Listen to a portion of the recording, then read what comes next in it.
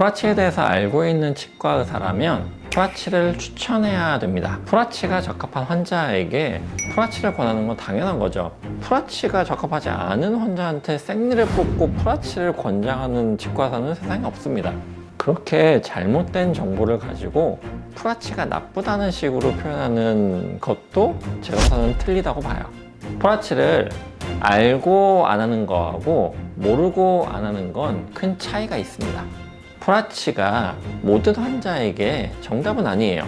프라치에 적합한 환자분이 있고 전악 임플란트가 적합한 환자분도 있을 거고 여러 가지 케이스에 각각 필요한 치료를 해야 됩니다.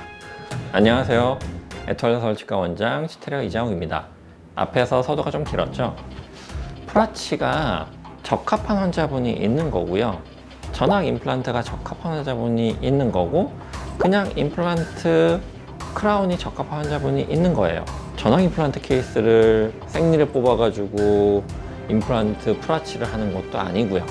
누군가에게는 아주 간절하고 딱 알맞는 치료법일 수도 있습니다.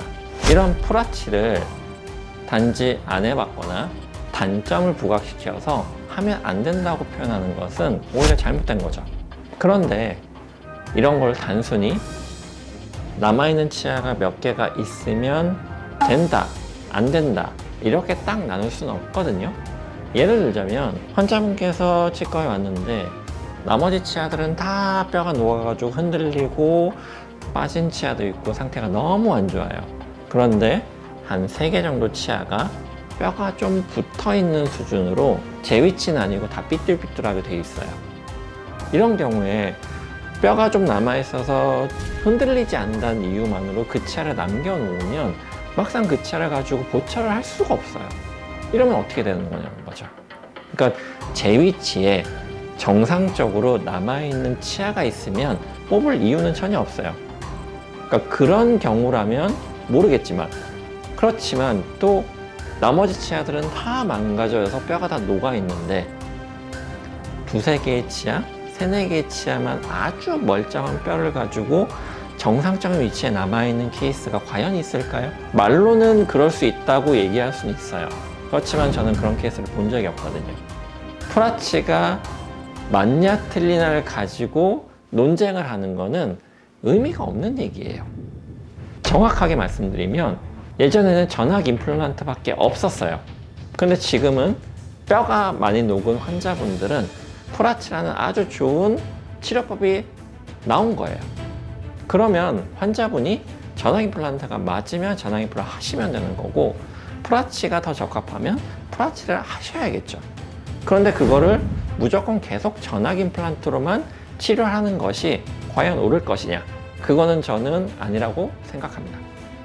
프라치가 틀니가 나왔을 때 같이 나온 기술이고 지금 최근에서 유행을 하는 거다. 이 말이 맞나요?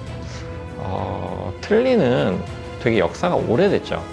몇백 년이 됐다고 보시면 되는 기술이고요. 임플란트라는 것 자체가 나온 지가 100년이 되지가 않았잖아요. 근데 이런 건 있어요.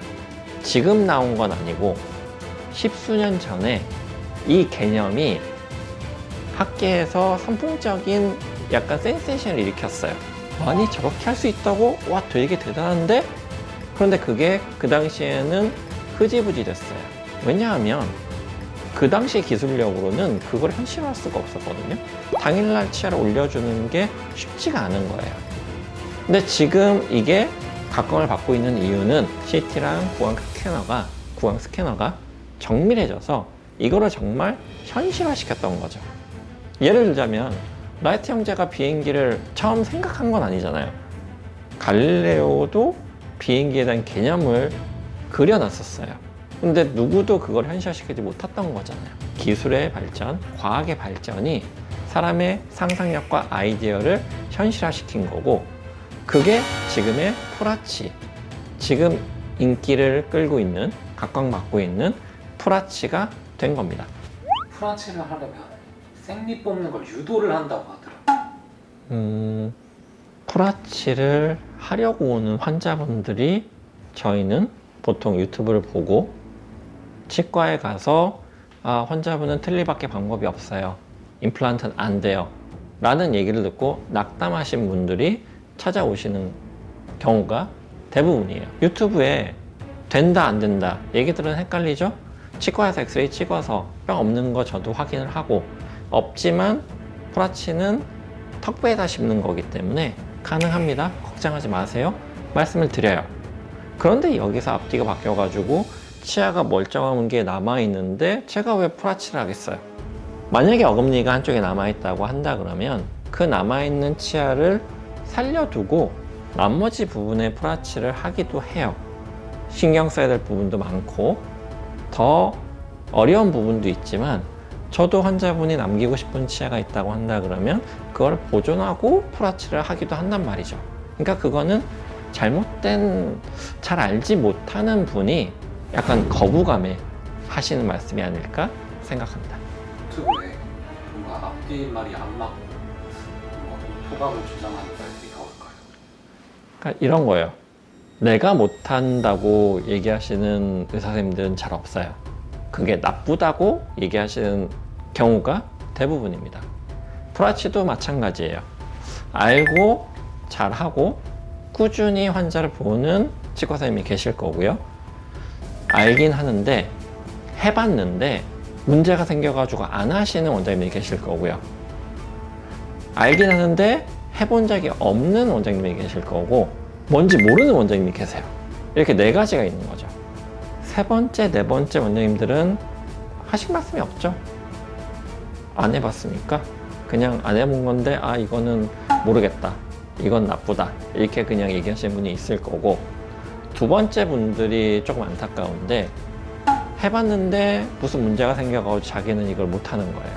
해봤더니 무슨 상황이 꼬여가지고 되게 고생을 하신 거예요. 그래서 아, 난 이거는 하면 안 되겠다, 나한테 맞지 않는다, 이렇게 표현하기보다는 아, 이 치료가 나쁘니까 이게 안 된 거야, 이렇게 보시는 거겠죠.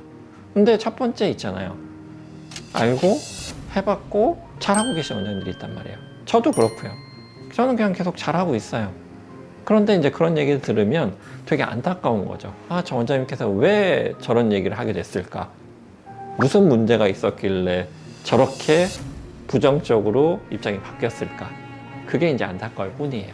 그래서 저도 그런 분들에 대해서 세미나를 통해 가지고 강의를 해서 어떤 부분에 문제가 있었던지 그런 부분에 대해서 제가 이제 노하우도 알려드리고, 그렇게 프라치를 알고 잘하는 원장님들이 많아졌으면 좋겠습니다.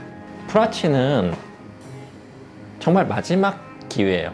턱뼈가 남아있는 환자, 턱뼈밖에 남아있지 않은 환자를 위한 치료법이기 때문에 프라치라는 치료를 할 수 있는 마지막 기회를 환자분에게 알려드릴 수 있으면 좋겠습니다. 치테리어 이장욱이었습니다.